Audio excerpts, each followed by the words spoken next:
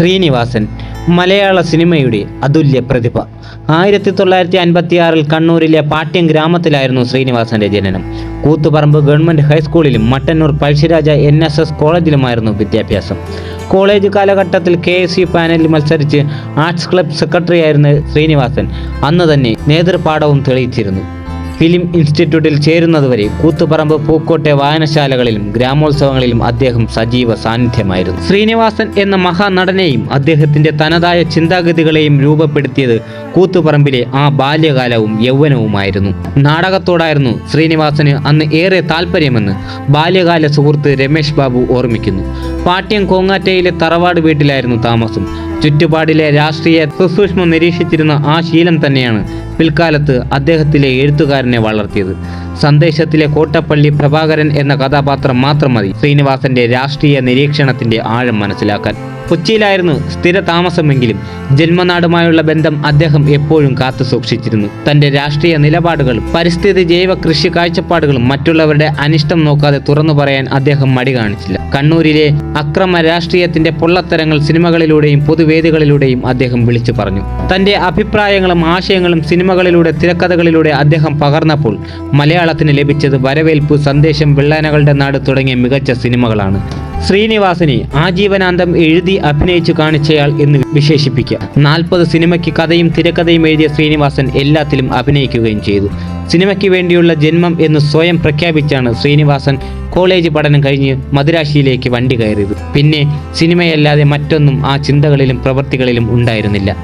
ആഗോള സിനിമാ ചരിത്രത്തിൽ ആദ്യമായി അങ്ങനെ തളത്തിൽ ദിനേശൻ അപ്രപാളികളിലേക്ക് കടന്നു വന്നു. 1989 കേരളത്തിലെ മതിലുകളിലല്ല ഈ വാചകവുമായാണ് വടക്കുനോക്കിയന്ത്രം വന്നു നിറഞ്ഞത്. കേമത്തമുള്ള നായക സങ്കല്പങ്ങളെല്ലാം തിരുത്തി വന്ന ആ സിനിമ അടിമുടി പുതുമയുടേതായിരുന്നു. എന്തിനേയും സംശയത്തോടെ കാണുന്ന മലയാളി സംശയരോഗത്തിന് ഉത്തരം തേടി തിയേറ്ററുകളിലേക്ക് ഇരച്ചെത്തി.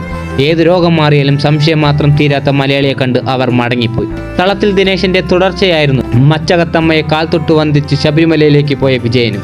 വടക്കുനോക്കിയന്ത്രം മലയാളി പുരുഷന്മാരുടെ സംശയരോഗത്തെ ഇഴകേറിയപ്പോൾ ചിന്താവിഷ്ടയായ ശ്യാമള പിടിപ്പുകേടുകളെ തുറന്നു കാണിക്കുകയും ചെയ്തു.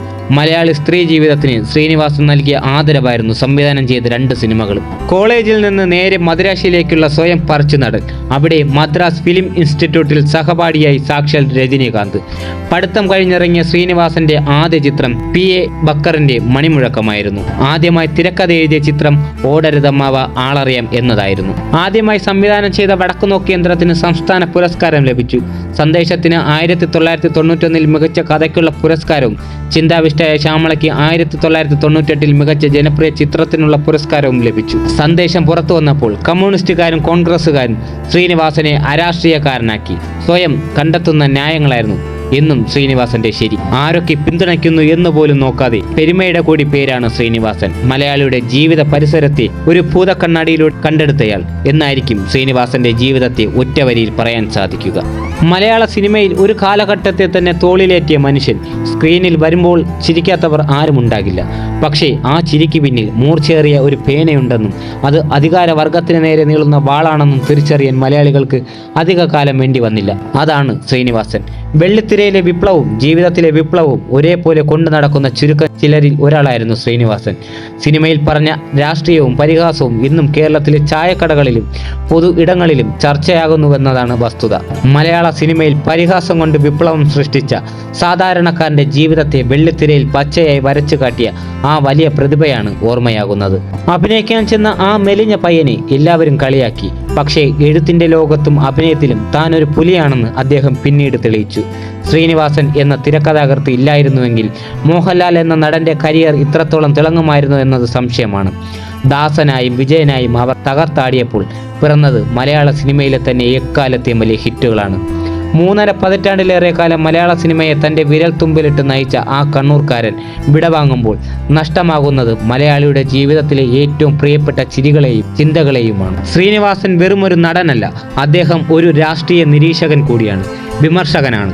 പാർട്ടി നേതാക്കളെയും സമകാലിക രാഷ്ട്രീയത്തെയും താൻ വിശ്വസിക്കുന്ന ശരികൾക്ക് വേണ്ടി അദ്ദേഹം തുറന്നെതിർത്തു. പലപ്പോഴും ആ നിലപാടുകൾ വിവാദമായി.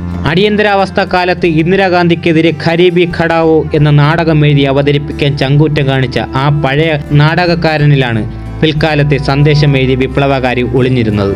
മക്കളായ വിനീതും ധ്യാനും സിനിമയിൽ തങ്ങളുടെ ഇടം ഉറപ്പിച്ചപ്പോഴും അച്ഛൻ്റെ തണലായി കൂടെയുണ്ടായിരുന്നു.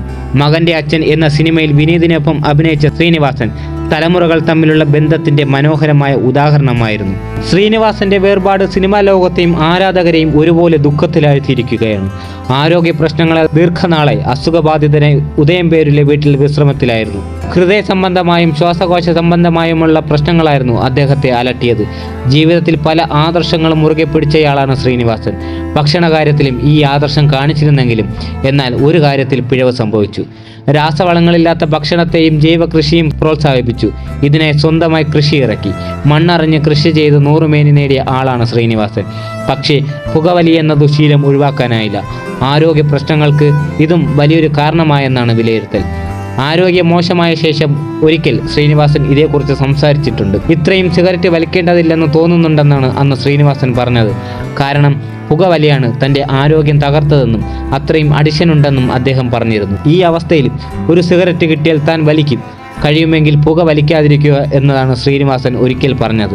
ശ്രീനിവാസന്റെ പുകവലിയെക്കുറിച്ച് ഒരിക്കൽ മകൻ ധ്യാൻ ശ്രീനിവാസനും സംസാരിച്ചിട്ടുണ്ട്. ശ്രീനിവാസന്റെ വിയോഗ വാർത്ത അറിഞ്ഞ് നിരവധി പേരാണ് പാട്യത്തെ തറവാട്ട് വീട്ടിലേക്ക് എത്തുന്നത്. മലയാള സിനിമയിലെ ആ വലിയ മനുഷ്യന്റെ സ്മരണകൾക്ക് മുന്നിൽ നമുക്കും പ്രണാമം അർപ്പിക്കാം.